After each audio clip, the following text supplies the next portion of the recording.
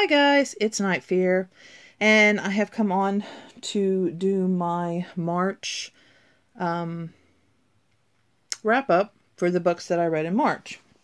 Now, I had, as you guys know, well, for those of you that watched my TBR for March, I had 16 books. Out of the ones that I had picked for my TBR, I read 4. I DNF'd one, which was Milk and Honey by Rupi Kaur. I will not be reading that book. I just won't. I won't be reading that book. But I got on to Kindle, and I usually don't read Kindle books, but for some reason I got on Kindle, and they were doing, because I have Prime, and they were doing a free trial for the Kindle Unlimited. And so I tried that, and I found a lot of books that I wanted to read. And so, yeah. So I read some of those books instead. So I ended up reading 9, though. I read 9 books for March, which is better. Still not my 10 that I want to read every month. But hopefully in April I will surpass that, because I have a lot of books. But that's another video, which I hope to be getting to today also. So anyway, let's get into the books that I read. I think I'm going to do it in the I'm going to do the physical books first in the order least that I like least to the best, and then I'm going to do the Kindle books. Okay? So the first book that I read was Charm, A Wicked Cinderella Tale by Sarah Pinborough. I gave this book 3 stars on Goodreads. I thought it was okay. I mean, there was, and I know it is a series. This is the second book of the series. I didn't read the first book, and there is a third book. And maybe if I would have read the first one and read the third one, and maybe I might, I don't know, I haven't decided yet, but maybe I would like a little more. But it seems like there's a lot of extra stuff going on. It's not just the Cinderella story. It's because some children go missing, and I mean, it's kind of answered at the very end, but then it's kind of, I don't know, it's just kind of weird. It's just a weird book. And then there's this mouse that ends up shape-shifting. I mean, yeah, that's explained. It's a curse, but it's just still weird to put that in the Cinderella story. And then Cinderella's dad is actually still alive, and they still treat Cinderella really bad. And I mean, as a parent, I don't understand why I would let a stepmother and, you know, everything treat her like that. And then there's only one stepsister. Of course, by the end of the book, you kind of like the stepsister. Her name is Rose. So, I mean, she was pretty good. But, I mean, it was an okay book. I mean, I don't know. It was an okay book. But I'm not sure if I would have recommended it. So, but that's Charm. Okay. And then I read Island of the Blue Dolphins. This is a reread. And this was for, I'm trying to remember. I am participating in Catalyst Reads Rereadathon. I will link his channel and try to find the video where he talks about the Rereadathon. I will try to remember to do that, but I definitely will link his channel down below. And he's really awesome if you guys like book tags especially. And he has a lot of great discussions. So go check him out. But anyway, this Island of the Blue Dolphins was, I'm trying to catch up because I'm a little behind. But this one was for the February Rereadathon challenge. And give me a whole second. I wrote it down and forgot to write it down on my thing. But, sorry guys. Okay, let's see. So, February's challenge was favorite book for school, from school. And so this is one that I read, when in school, probably middle school, maybe, I think. Maybe, I don't remember, but I know I read it for school and loved it. And so this is for that challenge. I gave it 4 stars. And this is actually inspired by a true story. That they actually found a woman living on an island. And it says this at the beginning of the book. But that they actually did bring a woman back from the island. That nobody spoke the language that she spoke. So they don't know her story, basically. But, I mean, there were some rumors and stuff going around. And she lived for a little while and then she died. And they still never really knew her story. But he took from that, and then he created his own story.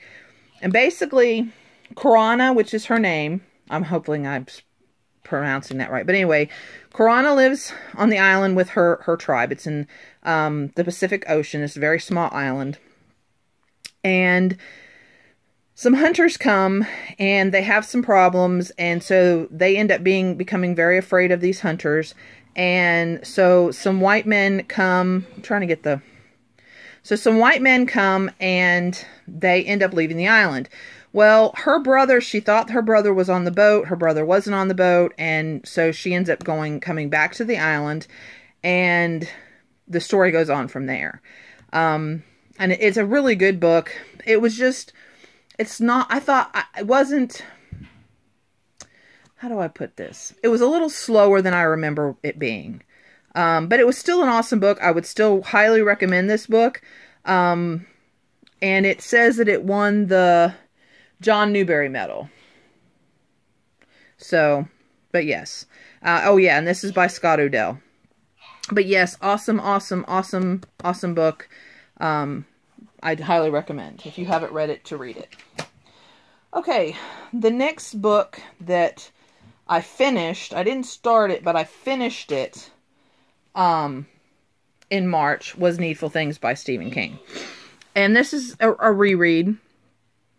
I didn't do it for a challenge, but I love this book. I've always loved this book. I gave it a 5 again. I'll probably always give it a 5. And let me see. For those, I'm trying to figure out how to tell you. Basically, it's about this little town, Castle Rock. And Stephen King actually he's written a couple books about Castle Rock. And it's cool because in this book, it actually refers to some of the other books. Some of the things that happened in the other books. So it's like a continuation of the story, but not. So it's a continuation of the town, I guess. And anyway, so it's this little town, and in this little town, there's a sheriff. His name is Sheriff Pangborn, and he actually was in The Dark Half. So if you guys have ever read The Dark Half, it's the same sheriff. And this little shop called Needful Things ends up opening up in this town, and the owner of Needful Things, his name is Leland Gaunt. And so when you go to this little store, people tend to find whatever it is that they think they need. And you end up finding out that you don't necessarily think you need the things that you need. Okay, I'll put it that way because I don't want to spoil the story. But he doesn't just charge money, he also charges favors. Little tricks that you're to play on other people. And these little tricks end up snowballing, and basically the town ends up slowly destroying itself. And that's where I'll leave it. That's probably a little bit more than I should have said, but it's a really awesome book. It is a big book. It's almost 700 pages, but it's still worth reading. If you have never read Needful Things, you should definitely read it. It's just amazing because, I mean, except for because, I mean, of course, there is a little bit of an occult, because Leland Gaunt isn't just Leland Gaunt. And you kind of you find that out at the beginning. I mean, you can tell there's something going on with him at the very beginning of the story. But other than that, I mean, something like this could happen. Almost. And actually, if you think about it, it almost is happening. Where one person does something, you think it's another person, and then you accuse them, and it goes on and on and on. and that, you know, that person really had nothing to do with it at the beginning, but it just gets bigger and bigger and bigger, and it just snowballs, and you just can't stop it. So, but anyway, read Needful Things. Very, very good book. Okay. Now, on to my rabbit hole books. Is what I'm going to call them. Because these were not on my TBR at all. Nowhere. Had never heard of them. So these are Until the End of the World. Okay, that's the name of the series. And the books are Until the End of the World, So Long Lollipops, and After. And then the last book is All the Stars in the Sky. Okay, so, and these are zombie books. I've also never read a zombie book. And so it's very strange. But I love these books. I mean, I just read one after the other, and I read them like in a day each, or maybe a day and a half. Because, okay, Until the End of the World is the first one. And basically you get introduced to a lot of the characters.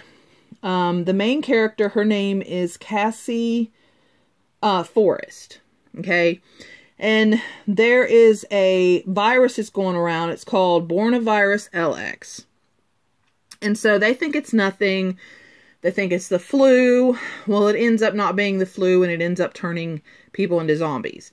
And her and some of her friends end up escaping New York, and they end up trying to get to her dad's farm. And her dad and mom have passed away. It tells you all about that in the book. But anyway, this is just the story of them trying to get to her farm. And that's the first book.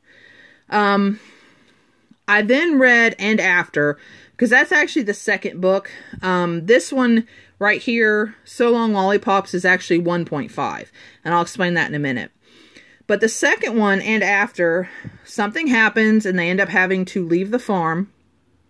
And then it's where they go after that, okay?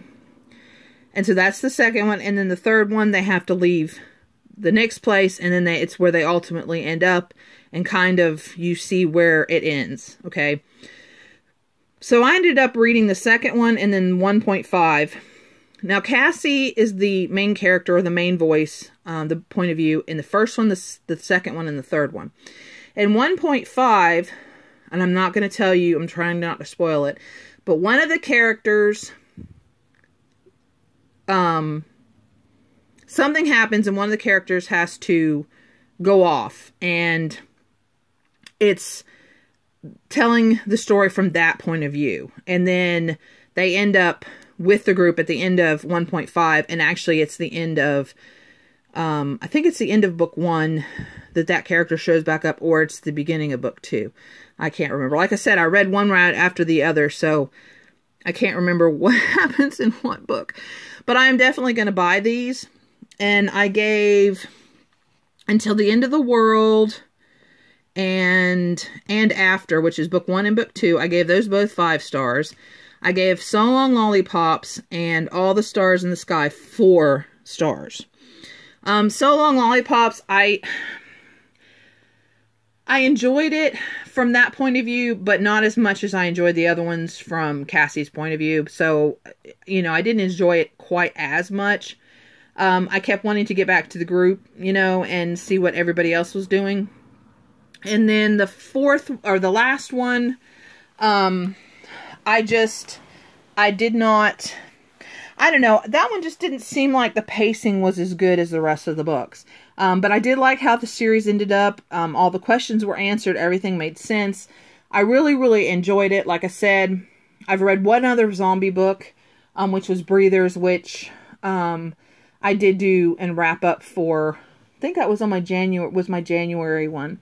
But I did like that one also. So if anybody has any more zombie books that are really good zombie books, please recommend them, because I really like these, and I'm going to end up buying them, because these are ones that I'm going to end up reading over and over. Okay, now, the next two are the best books of the month. Well, I mean, Needful Things is up there too, but I've already read that one once. But these two are 2 new ones, and I just fell in love with them. So the first one is No Rest for the Wicked, and this is a book by Dane Cobain. He actually is on YouTube. Awesome YouTuber. He does TBR videos. He does wrap-up videos. As a matter of fact, I just watched his wrap-up video today. He does 5 facts about different authors. He is a serious Stephen King fan. He lives in England. Him and his girlfriend, they have actually, they do unboxings together, which I absolutely love. They did one cooking video where they made chocolate frogs from Harry Potter's, making chocolate frogs. He's awesome. He's an awesome YouTuber, and he's actually so down to earth, and he will talk to you. If you comment on his video, he will talk to you. And he's a really great a really great YouTuber, booktuber. And so I want you guys to please go and subscribe to his channel. I will link him down below. His channel is called Dane Reads. If I didn't say that before, sorry if I'm repeating myself, but I'm just getting real excited because I really like him. I have made a few good friends on YouTube, and I consider him to be a friend. So yes, but go and subscribe. But anyway, back to his book. I haven't read any of his books yet, except for this one. I just read this one. And he actually has a few more. I'm going to hopefully get to some more of his books. I actually do have another one of his books called Driven, on my, Kindle list. So hopefully I will be getting to that one in May. So, but this one is about angels. It's about, I'm not going to tell you why, you're just going to have to read the book, but humanity ends up waking up angels, and they're not the nice kind of angels. They basically think that we need to repent, and so they come to you and they make you repent, and then, you no longer exist, kind of thing. So Father Montgomery is a priest who ends up finding out about the angels, and he does some investigating about why they're here, what they want, and things like that. And then a friend of his, Jones, and you find out more about their relationship later in the book, but he ends up helping him. And it's just, it's such a good book, and it just, I don't know, I really like the way he looked at things, and because you usually think of angels as such, such good entities, and it just takes it to a dark, angels to a dark place, that I really enjoyed this book. I just really did.